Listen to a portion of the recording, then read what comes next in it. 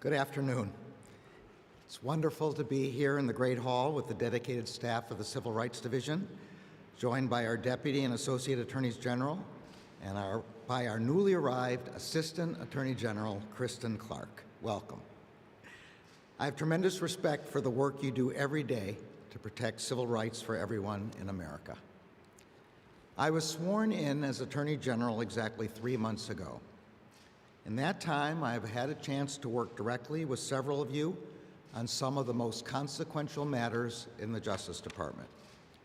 I consulted with the division in connection with the opening of 2 investigations regarding potential patterns of unconstitutional policing in Minnesota, Minneapolis, and in Louisville.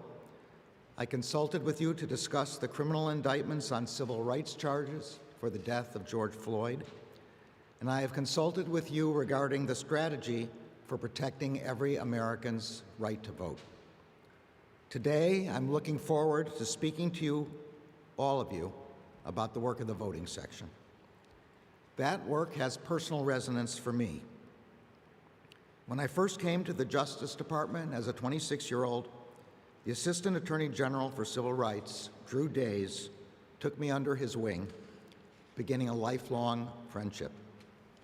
At that time, Drew was working on the brief in City of Rome, which defended the constitutionality of the 1975 extension of the Voting Rights Act and its preclearance provision. The brief was filed just weeks after I arrived at the department, and 7 months later, and in an opinion by Justice Thurgood Marshall, the Supreme Court endorsed the division's position that the extension of the act was, quote, plainly a constitutional method of enforcing the 15th Amendment. There are many things that are open to debate in America, but the right of all eligible citizens to vote is not one of them. The right to vote is the cornerstone of our democracy, the right from which all other rights ultimately flow.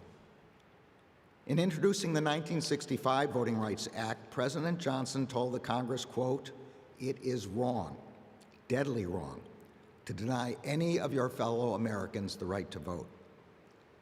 In signing the 1982 reauthorization of the act, President Reagan stated, quote, "The right to vote is the crown jewel of American liberties, and we will not see its luster diminished." And in signing the 2006 reauthorization, President Bush stated that the right of ordinary men and women to determine their own future lies at the heart of the American experiment. This proposition has not, of course, always been accepted. When the Constitution was ratified in 1788, most states limited the right to vote to white men, and often only those white men who owned a certain amount of property. Since then, constitutional amendments have expanded the franchise. The 15th and 19th Amendments prohibited denying citizens the right to vote on account of race and sex. The 24th Amendment outlawed poll taxes, and the 26th Amendment extended the right to vote to citizens who are 18 or older. But progress to protect voting rights, and especially for Black Americans and other people of color, has never been steady. Moments of voting rights expansion have often been met with counter efforts to curb the franchise. And actually securing the protections guaranteed by our Constitution and laws has always required vigilant enforcement by Congress, the courts, and the Justice Department.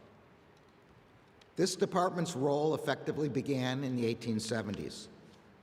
The Reconstruction Amendments adopted after the Civil War were a dramatic step forward.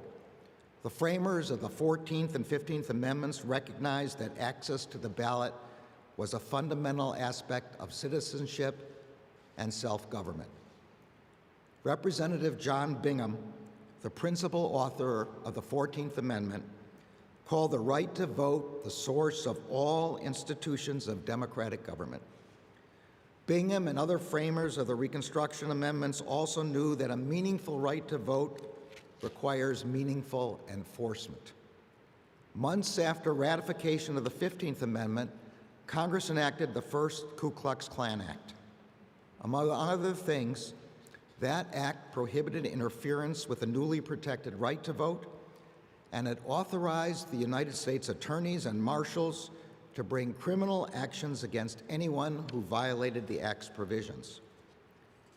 And only a few weeks after that, Congress created the Department of Justice, and President Grant charged it with enforcing the act and protecting the rights promised by the 14th and 15th Amendment. Amos Ackerman, the first Attorney General President Grant appointed to lead the new Justice Department, zealously sought to protect black voting rights, directing U.S. attorneys that it was their, quote, special duty to initiate proceedings against all violators of the Ku Klux Klan Act. In the next few years, DOJ lawyers successfully prosecuted hundreds of Ku Klux Klan leaders and others. Those efforts helped to secure a brief period of meaningful black voting rights in some parts of the former Confederacy. But the federal commitment to protecting black voting rights waned as Reconstruction drew to a close. In 1866, the Supreme Court severely undercut the department's enforcement efforts by holding that the first Ku Klux Klan Act exceeded Congress's power under the 15th Amendment. Between 1890 and 1908, every Southern state enacted a new constitution or amended its constitution to exclude black voters or significantly impede their participation. The courts did not stand in the way, rejecting every constitutional challenge. And for the next half century, no branch of the federal government did much to protect voting rights. That began to change in the late 1950s when the Justice Department renewed its efforts to protect the right to vote, and the Supreme Court reestablished judicial oversight of the political process. In 1957, Congress enacted its first major civil rights statute since Reconstruction, the Civil Rights Act of 1957, based on a legislative proposal first drafted by this department, enabled the creation of DOJ's Civil Rights Division and authorized the Attorney General to sue to enjoin voter intimidation or racially discriminatory denials of the right to vote. The first case against a county registrar for violating the act, United States versus Lind, was brought by John Doerr, an attorney who served in the Civil Rights Division during the Eisenhower administration.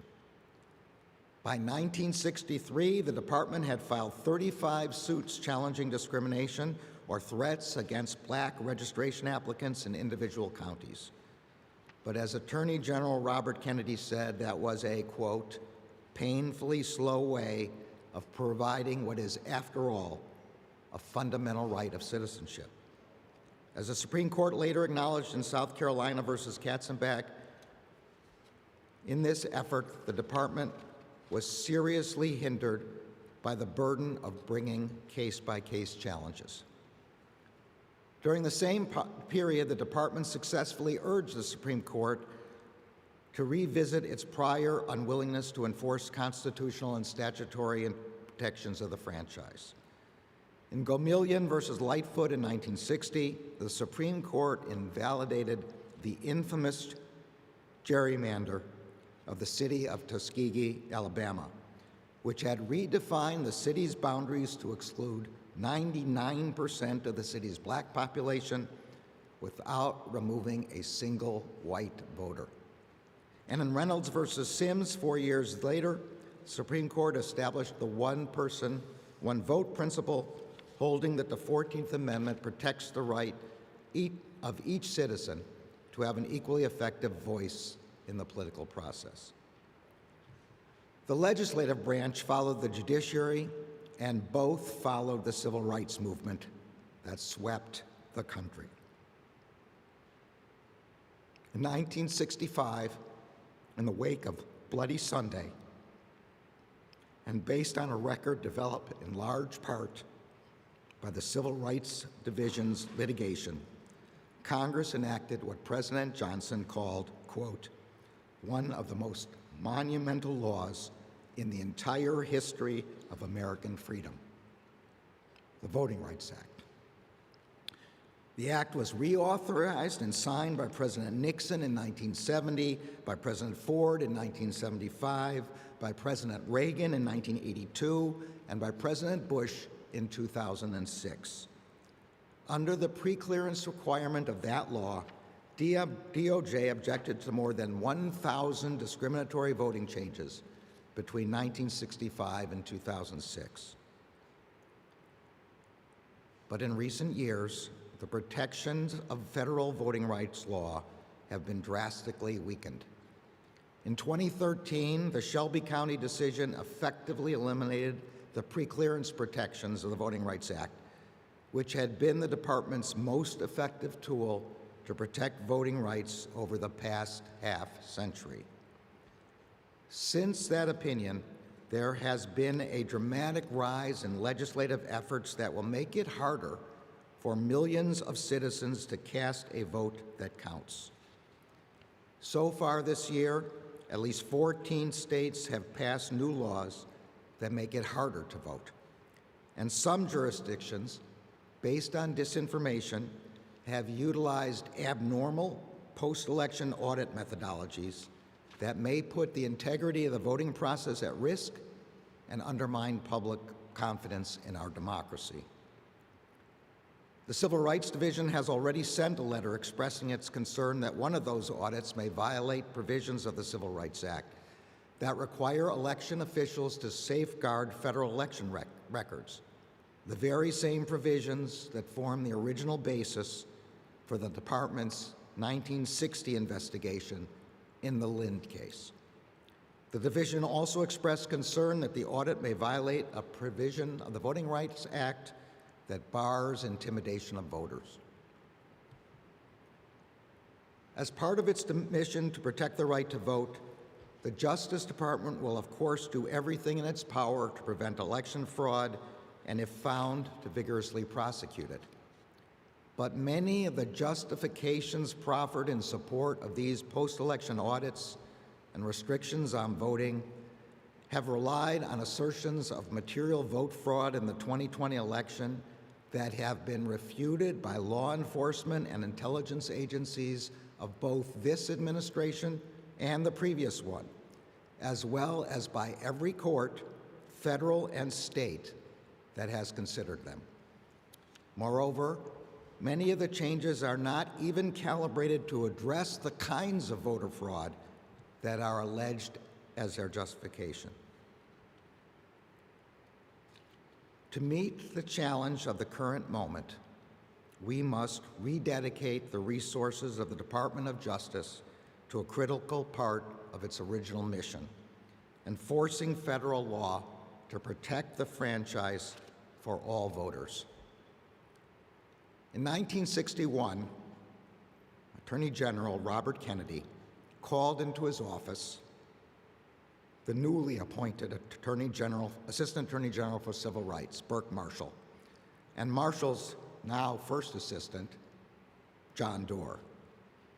At that time, before the 1965 Act with its preclearance provision was enacted, the only way to guarantee the right of Black Americans to vote was to bring individual actions in each county and parish that discriminate against them.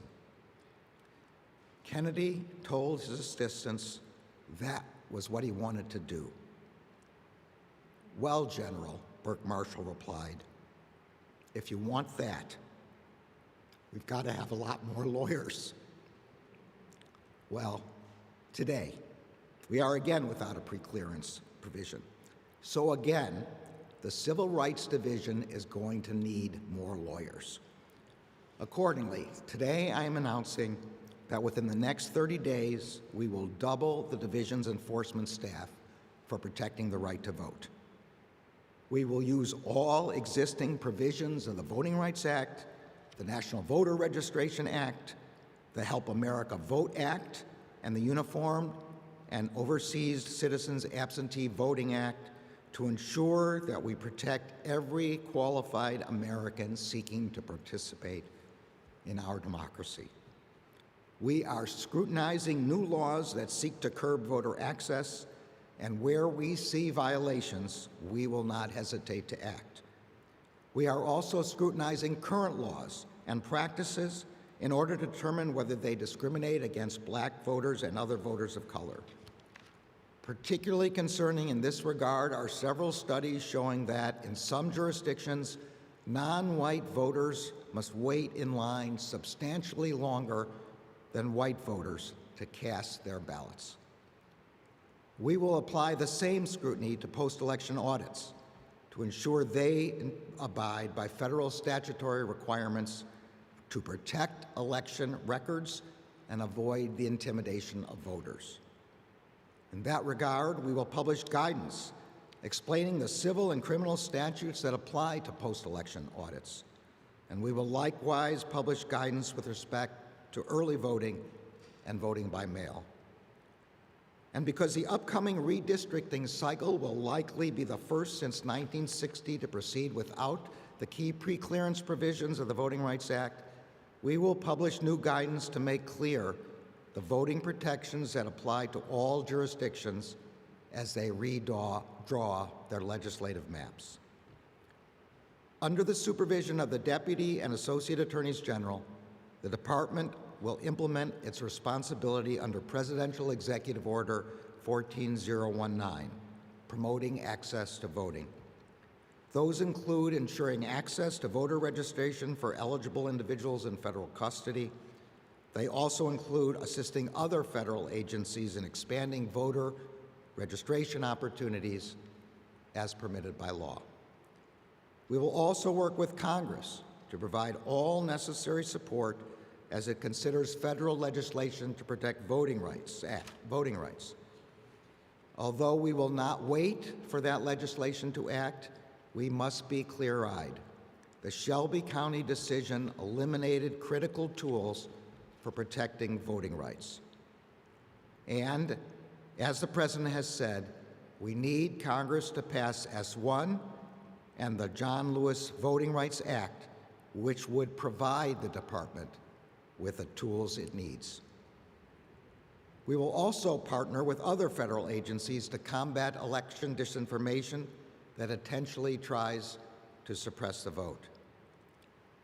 Finally, we have not been blind to the dramatic increase in menacing and violent threats against all manner of state and local election workers, ranging from the highest administrators to volunteer poll workers. Such threats undermine our electoral process and violate a myriad of federal laws. The criminal section of the Civil Rights Division, together with the Department's National Security and Criminal Divisions, the 93 United States attorneys, and the FBI, will investigate and promptly prosecute any violations of federal law. Nearly 2.5 centuries into our experiment of government of the people, by the people, for the people, we have learned much about what supports a healthy democracy. We know that expanding the ability of all eligible citizens to vote is the central pillar. That means ensuring that all eligible voters can cast a vote, that all lawful votes are counted, and that every voter has access to accurate information. The Department of Justice will never stop working to protect the democracy to which all Americans are entitled. In an editorial published after his death, the great John Lewis recalled an important lesson taught by Dr. Martin Luther King Jr. Quote, he said, "Each of us has a moral obligation to stand up, and speak out. When you see something that is not right, you must say something. You must do something. Democracy is not a state, it is an act, and each generation must do its part. Thanks to all of your work, the Department of Justice will always stand up to ensure the survival of the central pillar of our democracy. Thank you.